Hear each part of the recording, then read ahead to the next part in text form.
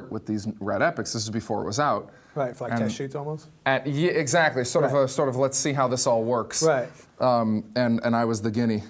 And we did it on this thing called the Atom rig, which was like the lightest rig for the epics at the time, and I'm sure it still is.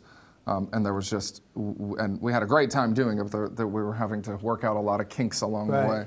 But it turned out it was beautiful. I mean, the epic is stunning. Yeah, literally. Every project we're shooting on it. But I've seen that 3D rig for the epics, and I think I saw it on Peter Jackson's latest Hobbit behind the scenes thing, and there's like freaking 30 epics, and the rigs he bought like a ton of nuts. them. Yeah. And it's like one shoots into a mirror, the other one it's way out. I was like, well, we used a beam splitter, which is essentially for the kids at home. Yeah. Looks like this, and so this one is shooting through a half beam, a two-way mirror, which essentially is like this, and then the one that's shooting down here is shooting up into that two-way mirror. So it finds your interocular, which is about 3 inches apart, and that's how you can separate and have two eyes and make the wonderful world of 3D. If it's done correctly. Right. No, that's way out. And a lot of it's funny. Like you'd think that all of this is like math, but it's kind of guessing. Is it? Yeah, it's kind of a big guessing game. Jason Chen was behind setting this whole thing up, and he's a friend of mine and also worked on Avatar. And they have Just Cause 3D is his new company. And they were like, let's do these two shorts. He and I co-wrote one, and then I co-wrote another with another friend. Right. That was based off of a feature that I wrote called The Necrotic, a post-apocalyptic sort of zombie-ish movie. Cool, yeah. With no zombies. And when we were doing it, I obviously had just done 2.5 years of 3D, but when you really have to work in it, you start to completely understand the behind the scenes side of 3D, and it's so difficult and such a process, and so there is a ton of math to it. Right. But when it comes down to it, and you're having to figure out where that interocular is and how it's going to look 3D at the end, it's kind of a guess. Like not a guess, but it's kind of they're just spotting it, eye spotting it, and they bring the two images together, almost to where almost overlapping, but they leave it a little bit apart, and they go, okay, that's going to work. Yeah. And then we go and we shoot it, and it all worked. So yeah, and I mean and that's amazing. I think especially for this type of show and talking about first-time filmmakers and talking about guys that are coming in to the business now.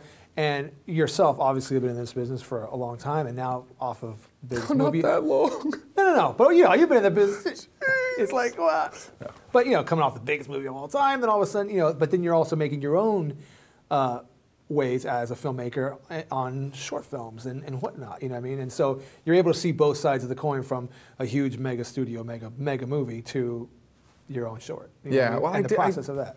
I did a lot of.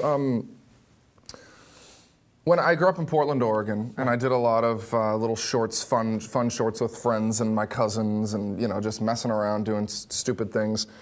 And I think I wanted to be a clown originally because I realized that I wouldn't get beat up if I just fell on my face and made people laugh. I got beat up a lot as a kid.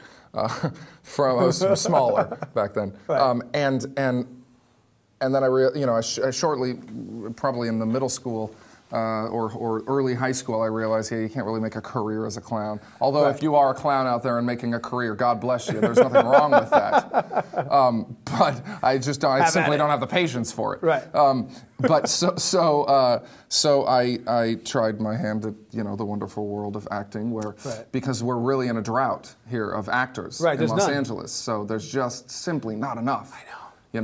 And I felt like it was maybe a mission. Maybe God sent me here because of this drought that was going on in 2001, 2002 when I came down here. I came down here, and I kind of always looked at it like a business, as much as I enjoyed acting. I always wanted to do stuff behind the scenes. I always wanted to produce and direct and write and because that's you were doing that already, right? I was kind of doing that when I was younger, and then I wrote a short play, like a 30-page play in high school in college that got put up, at the college, Southern Oregon University. Nice. And then I did 2 years at the Oregon Shakespeare Festival and came down here afterwards. And I worked at Circuit City. Here? When Circuit City was around. Right. Yeah. When Circuit City was Remember? the king. Yeah, of course, but no Best Buy. Exactly. And then Best Buy came around, you're like, and who's we those were guys? all like, Best Buy's not going to last. They don't work on commission. Right. None of their employees are going to sell anything. That was the big thing to us. Is like we're making minimum wage, but we had commission. So the only thing I really knew about electronics at that. Now I'm a nerd. Now I love electronics. But at the time, I just knew how to look at the screen and tell you which number was my commission. Right. And so if it was a Sony or a Hitachi or Mitsubishi or whatever it was, I would figure out what number was highest and just sell people that one. Right. There you go. Because I'm the equivalent of a slumlord in the TV world. But I knew that it was gonna. I was sort of like, I was this tall, goofy guy, and I was like, how do I get into this industry? And I realized that commercials was a good sort of in, because I wasn't getting any leverage in acting. In trying to the commercials is still acting. Right. We're offending a lot of people in this thing. Yeah. Film work. Yeah, in film work and television work. Yes. And so I ended up just doing a series of commercials, and that sort of led to, we took all of the commercials. My manager was brilliant, Rochelle Ryan. She was actually my agent from Portland, and she came down to Los Angeles with a group before I had, I was in college at the time, but she had come down, brought a group down from Portland, and so she managed me down here. And she said, why don't we just take all of your commercials, put them on a demo reel, and then we'll send these out to the casting directors. Right. I was like, that's a good idea. And the reps are like, that's a horrible idea. That's never been done. Why do people want to see your commercials? But I had just enough, I had interesting commercials because I wasn't, selling. Because you were interesting. Because I wasn't selling Dove's, I wasn't the, the good-looking 35-year-old. Exactly, right? 6 o'clock shadow man that now you have like a was 7 selling o'clock Dove shadow. soap. I have a 70 o'clock shadow. Right. A 70 o'clock. And so we did that. We put it all together, and we took it to, sent it out to everybody. Right. And this was kind of this honestly may have been on VHS. That's how crazy the world. That's how fast the world has changed in the last 7 years. Put it on tape. Literally. Yeah, but it may have been DVD. To be fair. And Jeannie McCarthy saw the tape and said, let's bring him in for this untitled Ben Stiller project, and that ended up being Dodgeball, and I ended up booking it. And so that was obviously I never stepped on a set. I mean, besides commercials, I'd really never stepped on a set, and I was probably an a-hole on my on Dodgeball, just because. But Vince, I was on Vince's team, and he was a sweetheart and took me under his wing, and and that led to all this other crazy. Yeah, so stuff. Dodgeball was the one then. Absolutely right. Yeah, Dodgeball was like from doing nothing to doing a studio picture. And then boom. And then I've had to work hard for my career. Of course, yeah. So now having worked with all the biggest guys, how do you translate that now into your own work as a filmmaker? Well, I consider my work on Avatar graduate school, since for the next decade or so probably won't be able to go to graduate school. So you start Avatar 2 soon, right? And then we're doing 2 and 3. Back to back?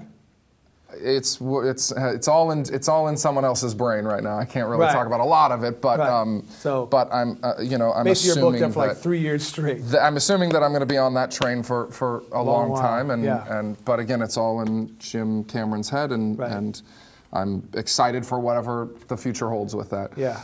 You like that PC stupid answer? It's Sorry, fine. Kids. Boring. Sorry. No, nothing here. Nothing to see here. Nothing to see here. Move on. Nothing to see here. That's not talking. Yeah. So, but I mean, doing that movie was spectacular to be a part of that. You got a doll now. You got a toy. It's like you made it. Yeah. It's not a doll. It's an action figure. Oh, there may be dolls. I don't know. Maybe there are. But you're like.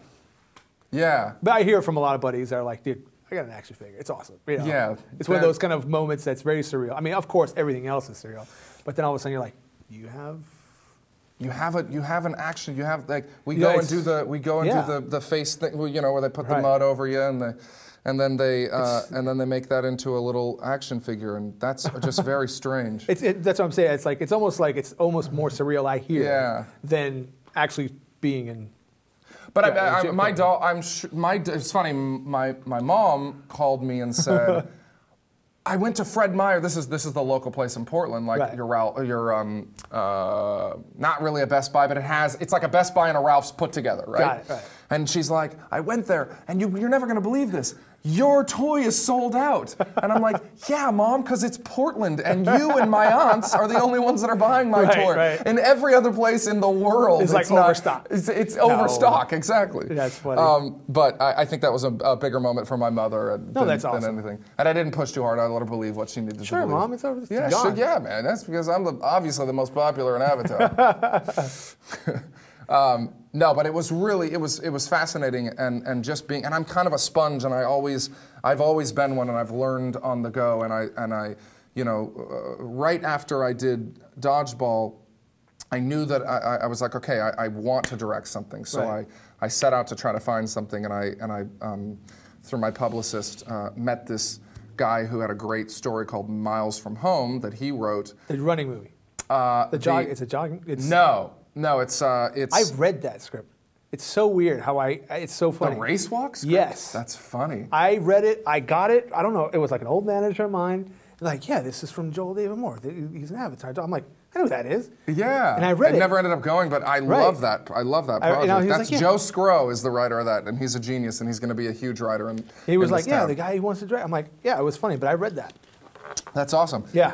It's a good project. But no, this was called Miles from Home, and it was me and Mercedes McNabb, who I had just done Hatchet with, and we went off and did this, and they said, look, we just want you to direct this and play the lead, and I said absolutely, and pitched my thoughts for it and ideas for it, and we went off and did it, and we shot it on 16 millimeter for the people who have forgot that there are film. That there actually, at some point in life, was celluloid that was being dragged through light to make images. Click, yep. So we shot it on 16, and my DP at the time was a fascinating guy that Again, this was my first project, and I was probably slow as shit and didn't know exactly what I was doing. But he had all the patience in the world and got us through it. And his name is Eric Steelberg, and he obviously went on to do Juno and Up in the Air. And, wow. Many. Well, he actually started in Quinceañera and moved on to do all of those. Huh? Yeah, that's how he started. But anyway, so he was my first DP. So I really got like the luxury that I didn't understand at the time of having an amazing eye behind the camera, and I totally thought that I was the best thing ever because I figured that my entire vision was coming to life because of me. Let alone, that's funny. I'm paired up with this guy who goes on to obviously be one of the, one of the most fascinating artistic DPs in the industry. Right. And so, but I learned a lot from that, and that ended up going to South by Southwest, and because of that, I ended up being able to, through piece by piece, get the funding for Spiral, which was the feature that I wrote with my writing partner, Jeremy Boring. And we went off and made that in Portland, Oregon, and it won Santa Barbara Film Festival, and then Anchor Bay picked it up for theatrical release in 2008. Nice. So it came out when I was doing Avatar. When I was doing Avatar. Yeah. It came out. My most proud moment came with the silliest movie that I had ever done. On the same day, on the same weekend, Spiral came out with Hottie and the Naughty.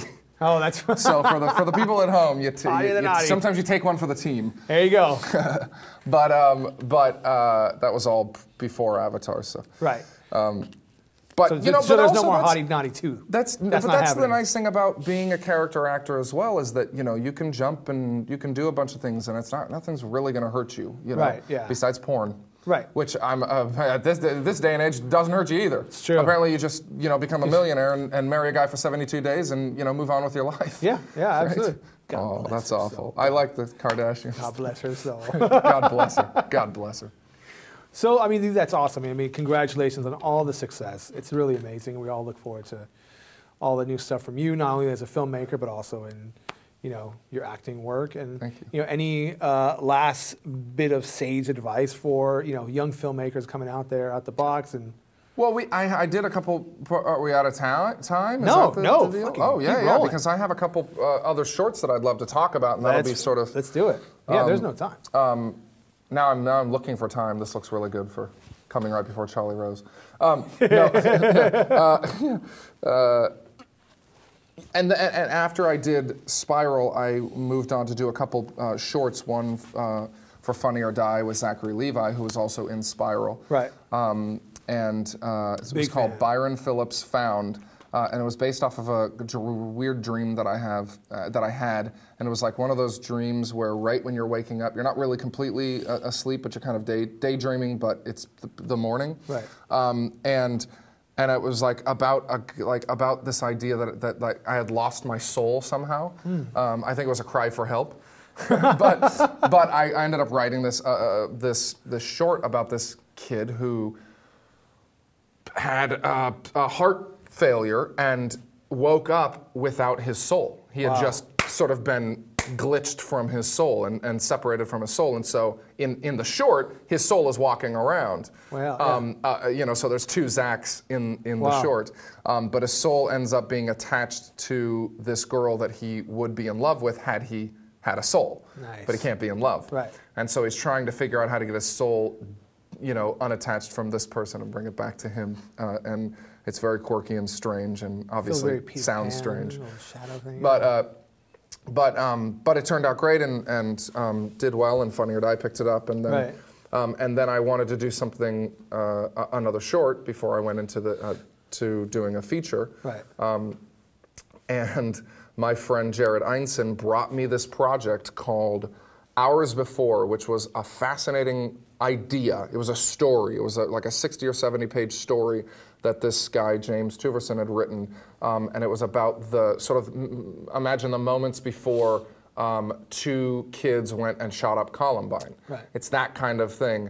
And what could happen, maybe how that could have been stopped, or the sort of the scenarios that could be played out in that. And so I loved it. Yeah, I like the way you shot it too. Well, I love the idea, and I obviously it was just two people in a room for 15 minutes, and so I had to do a lot of sort of thinking about how it was going to be shot, because it was just going to get boring if it was just the two people saying lines back and forth. Right. So we really stole Paul Greengrass style. Yeah. But I mean, we had the camera sort of as a character in it, and it was moving the entire time, and I kept my DP sweating the entire time, because he basically Dustin Perlman, who's a genius, and we have a series of things we're doing together. He did he did Hours, and he's doing something else with me, but he held a camera with a zoom lens, and with two fingers crashed back and forth with the zoom and focused all on one hand on a little roller stool. Right. So he would just be literally sliding back and forth, crashing with. I mean, it was ingenious, and I'd be right next to him, like a sitcom director, going, "All right, push forward. All right, now pop up, pop down." And my wonderful two actors would be doing their thing, and it was a very interesting. This is sort of like an interesting behind the scenes aspect is it was very interesting, because we had the script, and I had all these ideas about the theme, right?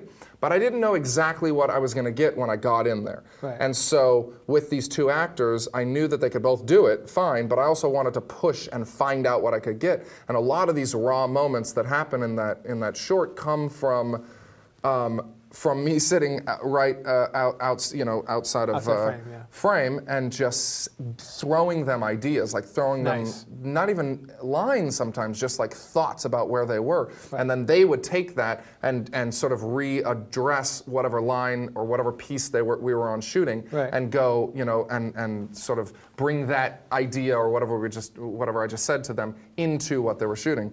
And half of the short ended up being these little moments. Yeah, it was great. Because I really wanted it to feel raw, and it was more important for it to feel real and raw than for it to feel cinematic in the sense that, you know, they're saying the correct thing at the right moment. Right. So, yeah, so it was a fascinating, and we ended up doing a series of festivals with that, which was, I was actually really, that's my proudest directing moment, only because of that process that we went through, and because it was, and it there was no, and yeah, I think, because all this crazy really, stuff, because you don't know if it's going to work. Exactly. You're just like, let's fucking hope it works. Right? And because of the way that we shot it, I knew that I had to edit it because there was no way I was going to explain to anyone else. So I ended up editing that, and it was my first time editing anything that I've done. And what's funny is I saw, I'm like, nice editing. And then after the credits, I'm like, oh shit, he edited this too. Well, when it's that weird, you kind of... But you also cut I understand the cadence. Right. I knew how I was wanting to put it you together. You cut the school, you cut the flashes, you know. It was yeah. And we shot all that on 8mm at Dustin's old, like, I think it was a kindergarten, although you can't really tell because it's so fast. Right. Yeah. Boys' locker, like that whole thing was like in an old, maybe it was a middle school. So yeah, we cheated that for a high school. Nice. But all of those, again, we knew how that was going to look, and it's so hard to try to explain that. Right. But yeah, so that's arguably my proudest moment as a director, just because there were no names in it. It was it was two unknown guys that have done some work, but it wasn't going off of the names of the actors, and we got into pretty much every festival that we submitted for. Nice. So. Now you have your own production company now. No, I don't. You don't. I don't. We used to have coattails, but we all kind of went and did our own. So are you working on new stuff for yourself as well?